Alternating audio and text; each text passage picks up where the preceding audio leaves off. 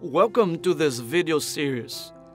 Since you are watching this, you are planning to come and serve in Brazil in some way, shape, or form. We are so excited to have you. We believe that it is important to have a firm foundation and understanding before you come to Brazil. Because once you are here, flexibility is the key.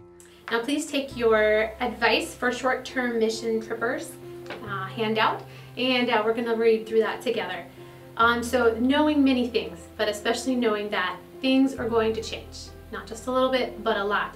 And while you may have to forget what you have planned, always have a plan to make the best of the moment. And that's a personal choice. Taking initiative, tell us what you need. No one knows what's inside your head. Make sure to take care of you, having plenty of rest and water. Make your needs known, but not in a complaining way, because remembering that this isn't about you. This is about who you're there to serve. What do you do in another country? Well, basically the things that you do in your own country. If it is just enough different that it throws it a little bit off. If you have any questions with anything, talk to your team leader, talk to the different people who are there with you. Your personality, your likes and dislikes will not magically change now that you are in a different country. There is no magic button when you get on that plane. That's okay, but you need to have extra grace and flexibility to deal with those changes. Number 7, it's okay to be tired and to say no. We understand if that comes up. Come to serve and be served. You won't understand most of what's going on when you are in a different country or the deep layers of culture around you, and know that that's okay. You cannot control the health, your health, or the weather. It is what it is, so let it be. And number 12 is you are not going to change the world. But remembering, number 13, you are going to make a lasting impression on the people around you. Mostly when you think they are not looking, but that's when they're checking out what's going on. You are giving them an impression about who Christians are, who Americans are, and if Jesus is really worth it. You are the one giving them those answers. Remembering that you don't know more than the people you are working with. You do not know more than the missionaries who have been living there for years. They are a great resource. Make sure to use them. You can mess up the local ministries permanently by your misbehavior. That is a great responsibility that you have. Those who live there have to pick up the mess if you make a mess. Number 17, don't make promises to the people you meet. If there is something extra that you want to do, and we know there might be, you have a great idea and you're just super excited about it, that's great. We don't want to discourage that, but make sure to talk to the team leader, talk to the field representative, talk to the missionaries before going to that person. Don't go directly to that person. Number 18, dream big and let it go. Number 19, food is a really big deal, and it will probably be different than you expect. Being flexible at times, and if you can't do anything else, hold your breath, swallow, and it'll be over before you know it. Number 20, do study the language before you go. We're going to be having some opportunity to do that.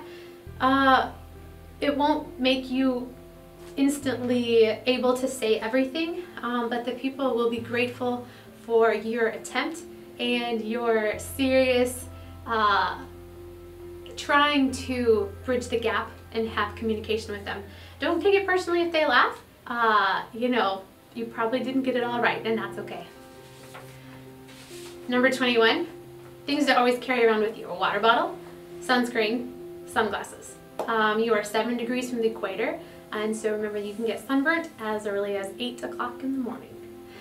The bigger your prayer support and circle is back home, the easier the trip and the transitions will be. Invest in those people who are willing to invest in you, asking them to be part of your team. To properly go, you need to be sent. Number 23, culture shock. Study culture shock and reverse culture shock. It hits you from both directions. So knowing those terms, knowing what might be coming at you, will be something that will get you prepared. And then there's some questions below that you have on your list to go through with God. Have some time alone with Him and be honest. And these are personal things you can go through, especially if you have some devotional homework to go over later. But take that time to really invest in what you're doing, in yourself and in your teammates.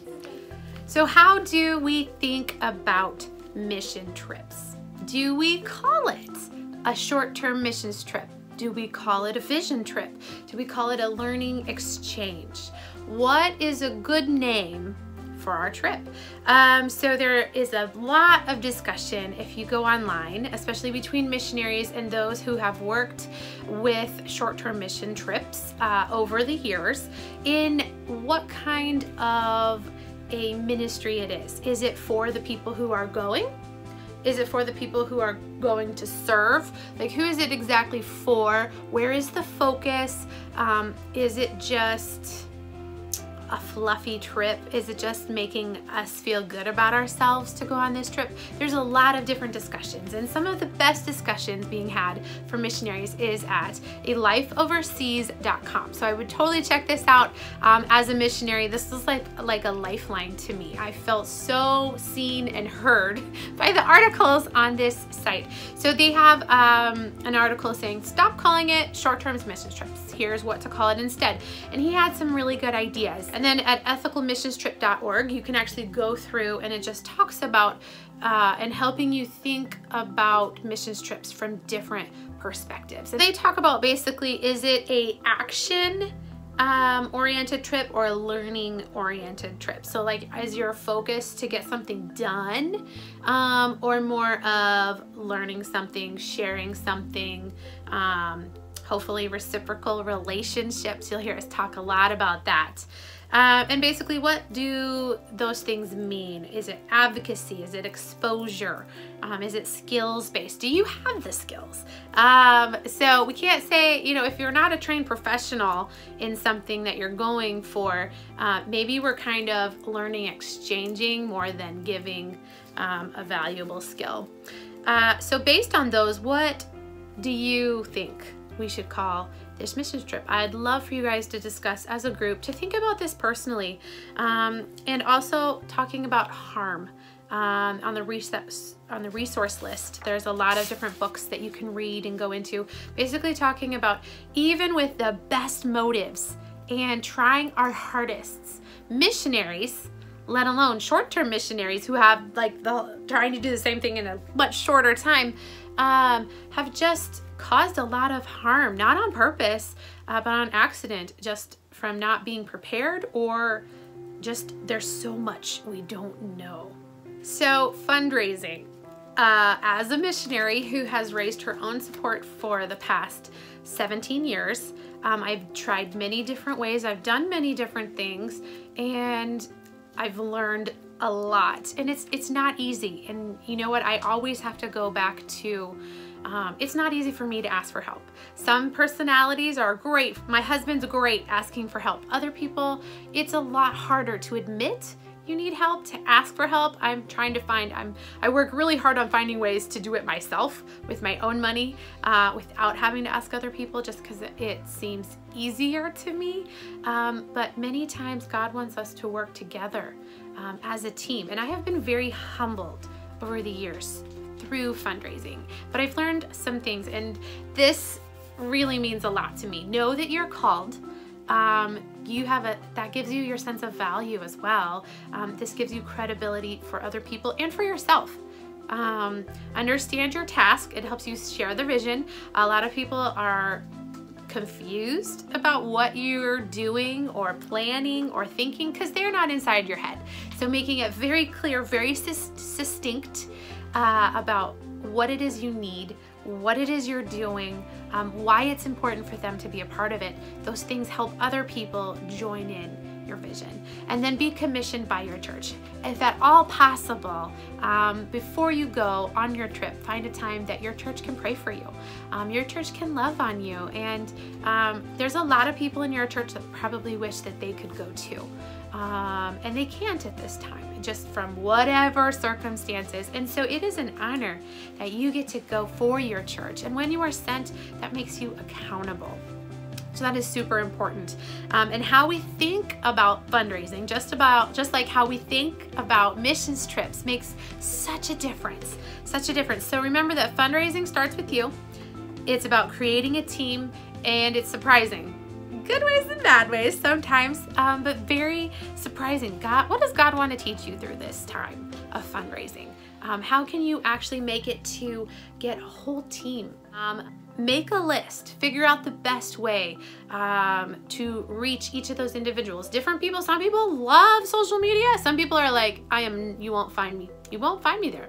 And that's okay, but knowing how to meet the people that we would like on our team where they're at instead of where we're at is important. So for session 1 homework, what are some biblical examples of short-term missions trips? So we've talked a little bit about how we think about missions trips now, but how can we think about missions trips back in Bible times? And some of the principles, and what would it be like with Jesus? Oh my goodness, how incredible. Every time, oh my God, I get goosebumps every time I read Luke 9 and 10. It's just like, what? That's so cool.